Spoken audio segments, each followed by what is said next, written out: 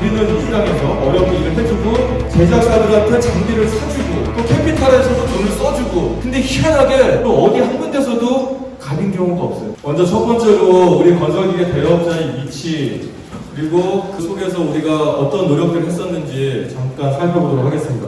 먼저 우리는 이제 대여업을 하고 있죠. 법령상으로는 제조업, 대여업, 매매업, 그 다음에 정비업 해가지고 건설기계 관리법에는 4가지 업으로 구분을 해놨습니다.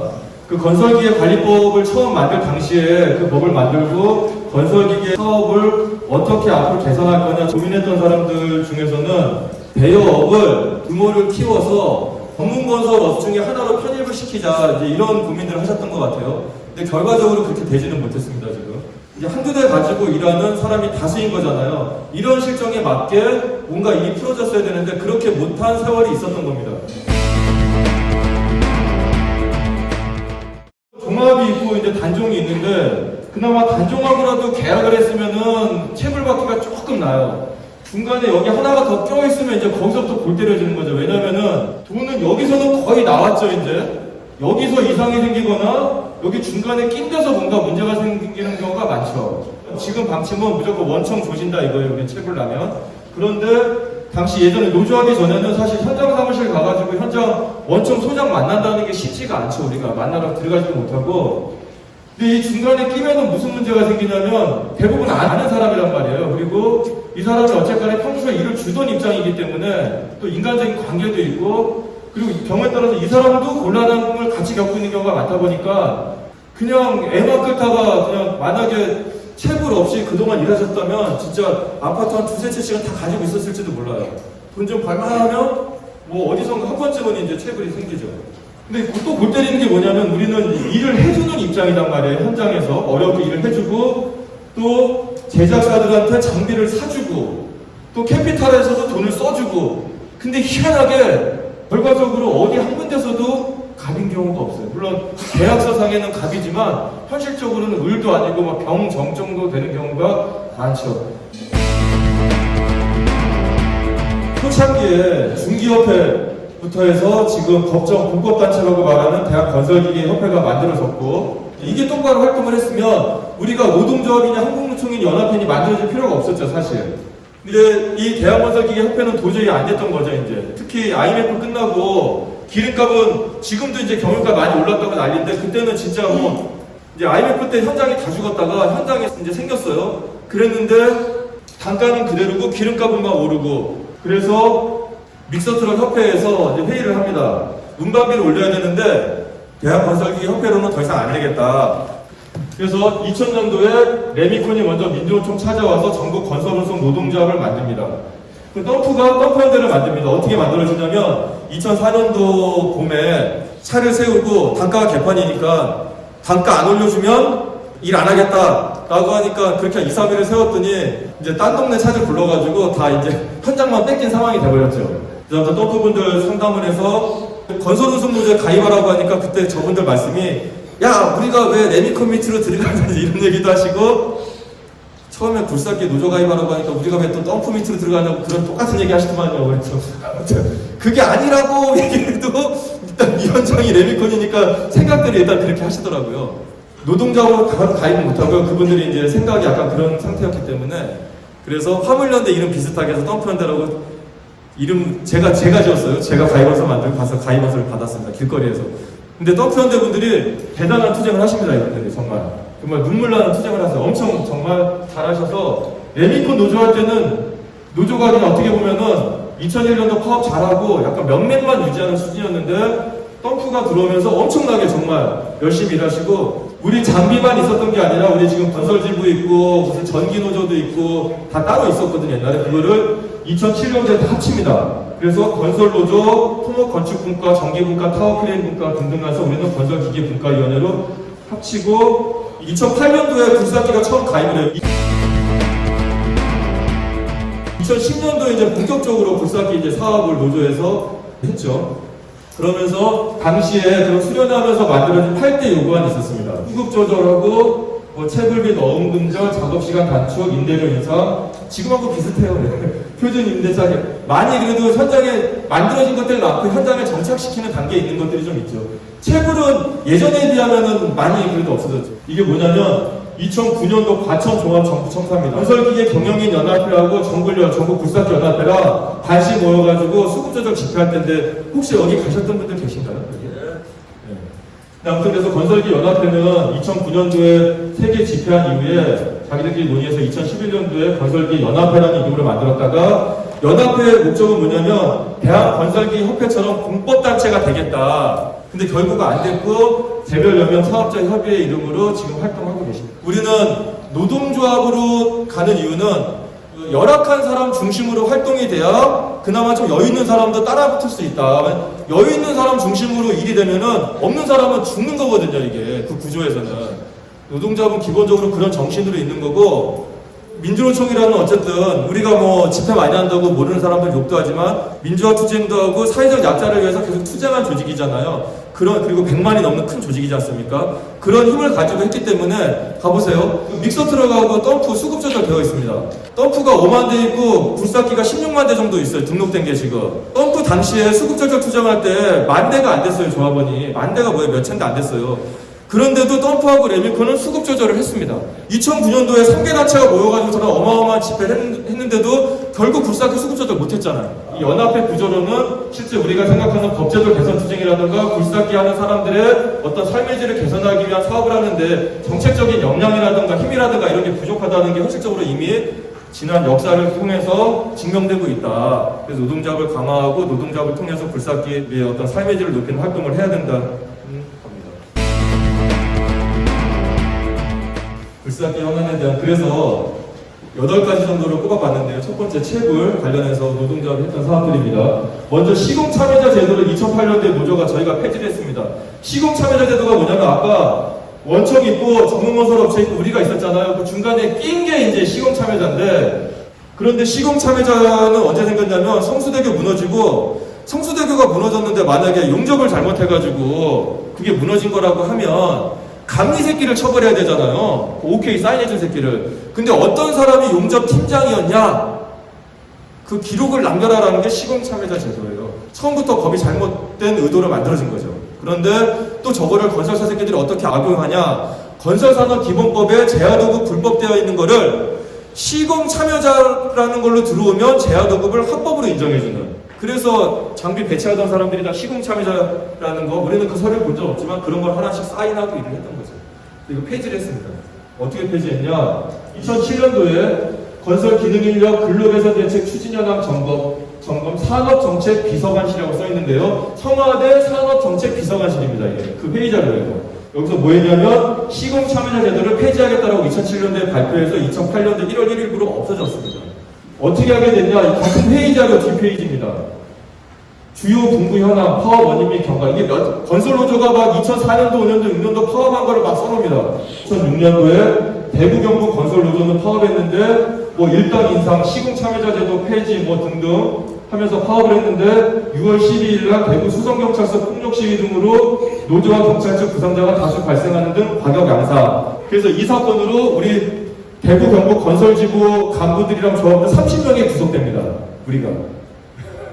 그렇게 해서 시공참여자 제도를 폐지를 시켰죠. 그러니까 체불을 없앴던 이유는 저 때부터 시작이 된 거예요. 본격적으로. 그런 단계를 하나 없앰으로써. 그리고 두 번째, 그러니까 체불을 없애는 사업들 여러 가지 했는데 이제 그 중에 하나로 시공참여자 제도를 폐지시킨 게 있고 그 다음에 건설공사 및 하도급 공사 대장이라는 거 여기에 맨 밑에 칸에다가 한 줄을 추가했죠. 노조가. 뭐냐면은 원래 다 나까지가 있었는데 원청이랑 제야도급까지 있었는데 다 해서 건설기계 대여업체를 적은 칸을 만들었습니다. 왜 만들었냐면 체불이 났는데 대스라가 없잖아요. 우리가 내가 말하는 임대료하고 사측이 말하는 장비 임대료가 다르잖아요. 이게 그래서 막 전화 받고 그냥 가서 일하는 계약서가 어딨어. 그냥 전화 받고 가서 일하다가 체불된 경우도 종종 있고 그래서 물론 이게 만들어졌다고 해서 공사 대장에다 쓰고 일하는 건 아니에요. 임대차 계약서가 있어도 지금 그것도 안 쓰고 일하는 사람이 많은데 대신에 어쨌든 나중에 체불되면 우리가 할 말이 생기잖아요. 대장을 안 썼으니까 안 쓴 것 자체가 작성할 서류를 안 했으니까 불법이잖아요. 건설사가. 그러니까 우리가 얘기할 거리가 생기는 거죠. 계속 이런 걸 만드는 겁니다.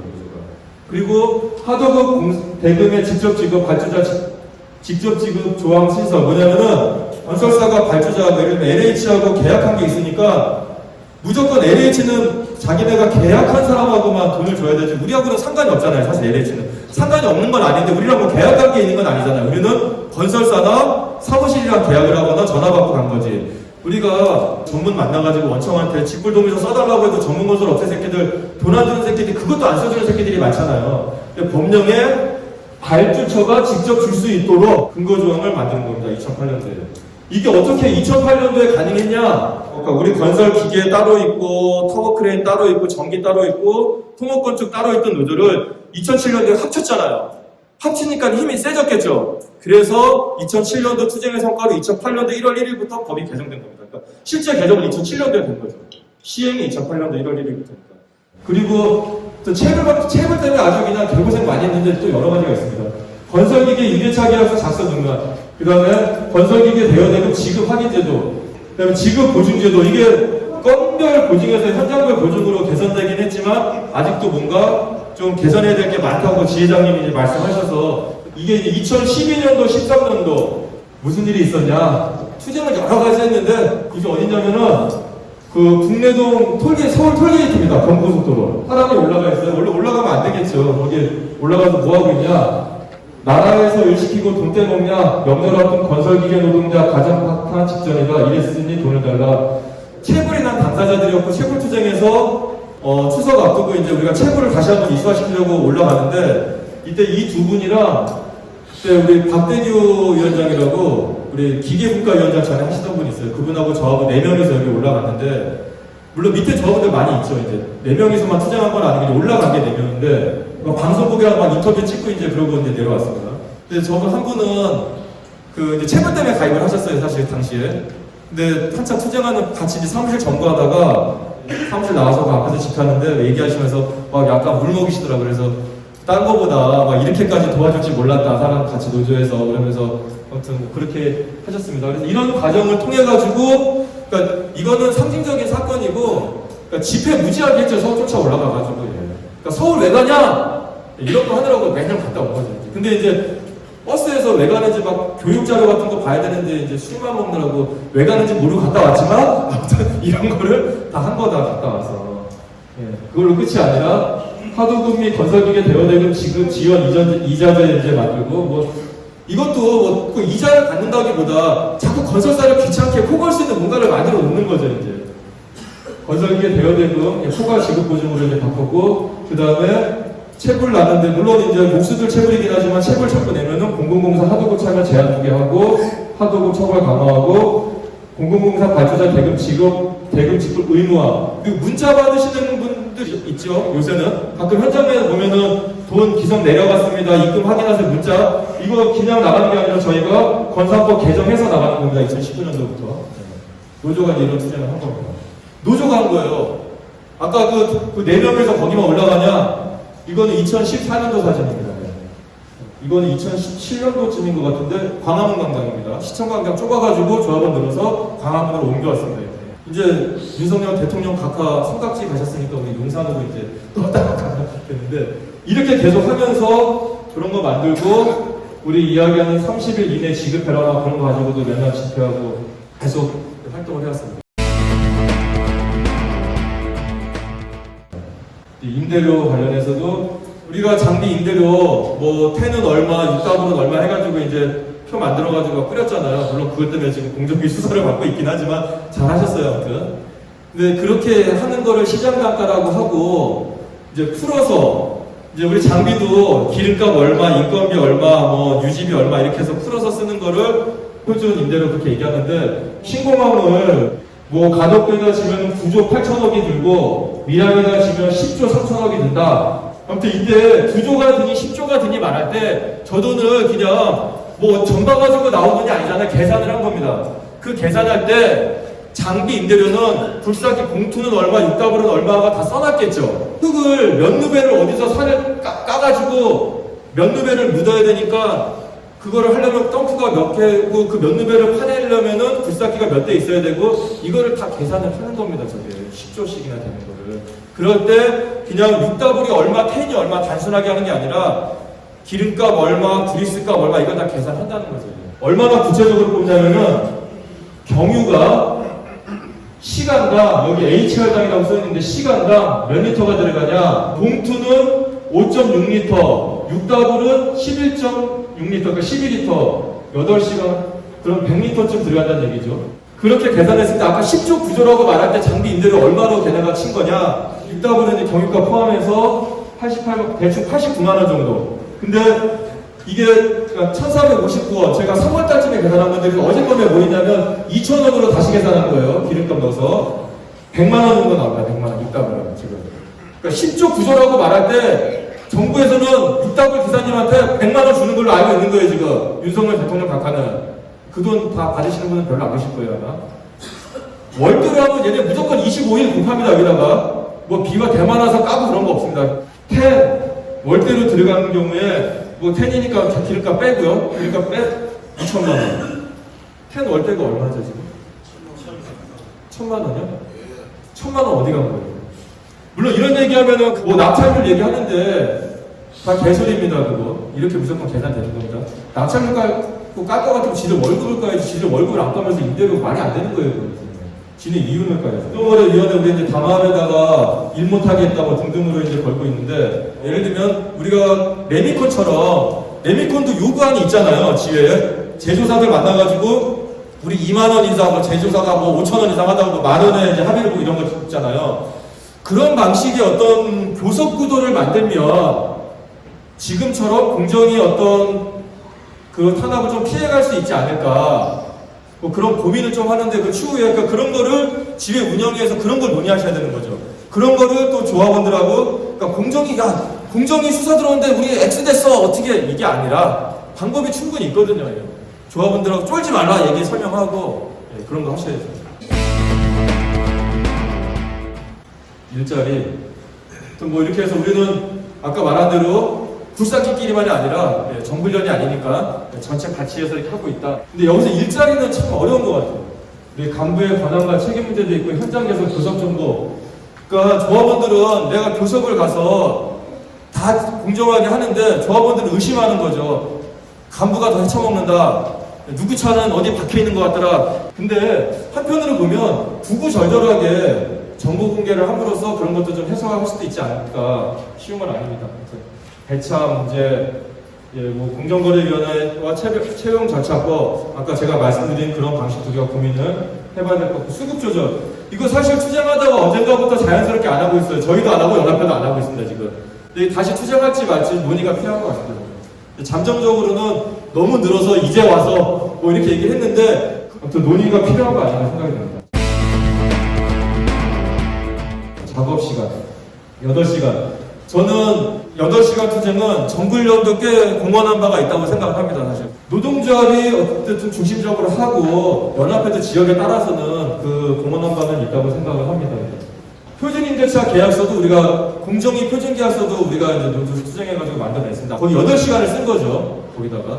근데 이제 월대 200시간이 좀 문제가 되겠죠. 근데 지금 8시간 하는데 안전안전 하다 보니까 이제 얘기가 7시에 TV에 갈 때 나오라는 현장이 많다며요. 근데 작업은 또 8시간부터 달아준다며요. 그런 데가 있다고 하더라고요. 하는 데가 있고, 네.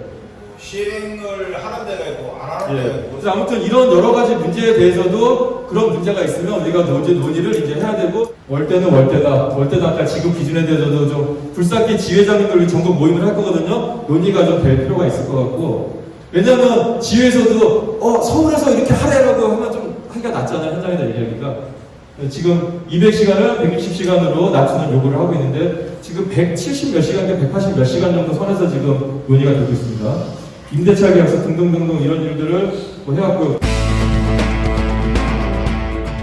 구조운영 관련해서 뭐 산재보험, 보험료 수리비 그 리콜제도 관련해가지고 거의 유명무실합니다. 지금 이거에 대한 개선책이 좀 필요한 것 같고 AS 기간 아까도 말씀드렸는데 저는 이거 연장 관련해가지고 나중에 굴삭기 지회장님들 회의하시면 다른 기준보다 굴삭기 또 요새 또 전자장비도 많이 들어오고 그래서 AS 기간 연장하는 것도 걸고 가야 수립이라도 조금 이렇게 할 수 있지 않을까 그런 생각이 들거든요.